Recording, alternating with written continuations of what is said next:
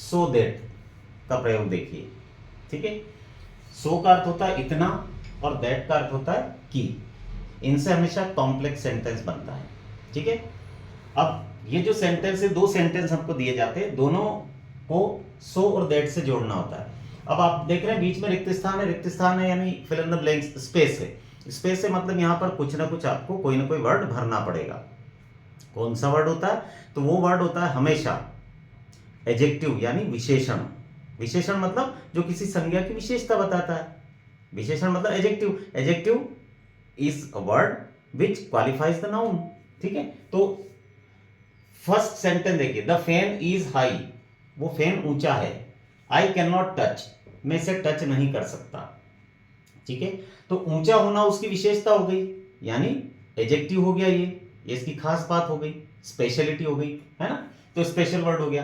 तो इसलिए ये जो वर्ड है ये हमेशा बीच में भरना। इसका मतलब क्या करना है, आपको फर्स्ट सेंटेंस लिखना है, इसके पहले सो लगा देना है, ये बीच में आ जाएगा और पीछे दैट आ जाएगा, ठीक है। और दूसरा सेंटेंस वैसा का वैसा जोड़ देना है, बस। सेकंड सेंटेंस में कोई चेंज नहीं होगा, ये बीच में आ जाएगा, ठीक है। देखिए, the fan is so high, so यहां लगा दिया, हाई बाकी ऐसा कैसा लिख दिया, और पीछे यहां दैट लगा के दूसरा सेंटेंस पीछे जोड़ दिया, आई कैन नॉट टच, ठीक है। यानी ये फैन सो मतलब इतना ऊंचा है, हाई मतलब ऊंचा है, की दैट मतलब की, आई कैन नॉट टच, मैं टच नहीं कर सकता। ये फैन इतना ऊंचा है कि मैं इसको टच भी नहीं कर सकता। तो बड़ी आसानी से बन सकता है। ये 2018 में 12th में पूछा गया था, ठीक है। सेकंड देखिए, the student is very fast, वो स्टूडेंट बहुत तेज है। He can win the race, वो रेस जीत सकता है। ये 2019 में 12th में पूछा गया था, 2019 12th में, एमपी बोर्ड में, है ना। ये एमपी बोर्ड के बता रहा हूं आपको, अदरवाइज ये सीबीएसई में भी आता है और आईसीएसई बोर्ड में, सभी बोर्ड्स में पूछे जाते हैं, लेकिन आईसीएसई और सीबीएसई बोर्ड में लोअर लेवल पे पूछा जाता है। ये यहां पर 9 से 12 तक हायर लेवल पे पूछा जाता है एमपी बोर्ड में।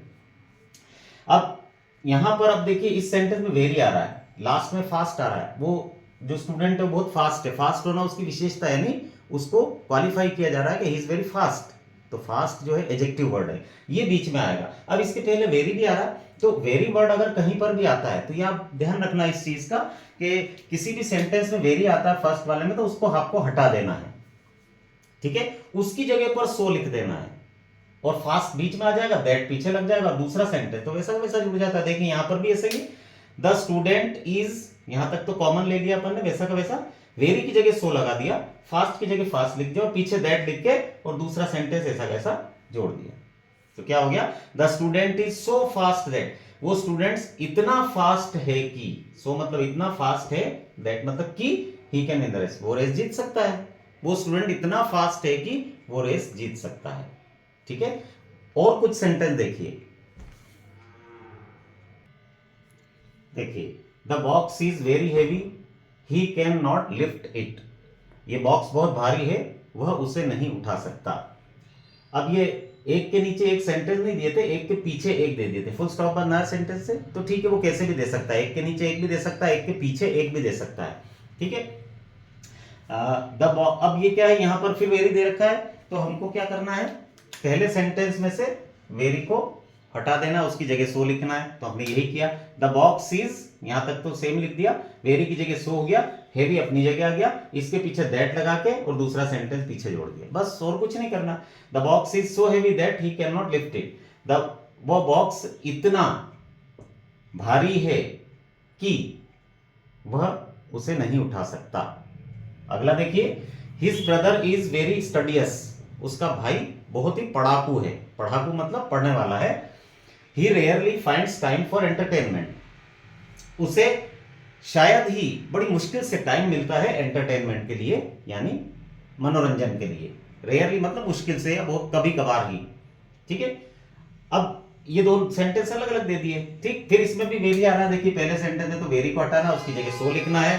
तो ये देखिए, हिज ब्रदर इज, यहां वेरी की जगह लिख दिया सो, स्टडियस की जगह स्टडियस, और फिर इसके पीछे दैट लगा के ये पीछे पूरा सेंटेंस जोड़ दिया, ठीक है। तो ये बन गया, उसका भाई इतना, सो मतलब इतना, स्टडियस है यानी पढ़ाकू है, दैट की he rarely finds time for entertainment. उसका भाई इतना पढ़ाकू है कि उसे शायद ही कभी कभार कोई टाइम मिल पाता है अपने मनोरंजन के लिए। ठीक है, और देखिए, my sister is very intelligent, she can solve any problem. ये दो सेंटेंस दिए गए हैं। ठीक है, अब यहां इसमें भी वेरी दिया गया है, तो वेरी को हमको हटाकर इसकी जगह सो लिखना होगा।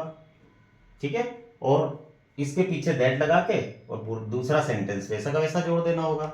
ठीक है, ये सेंटेंस 2024 में 10th में पूछा गया था।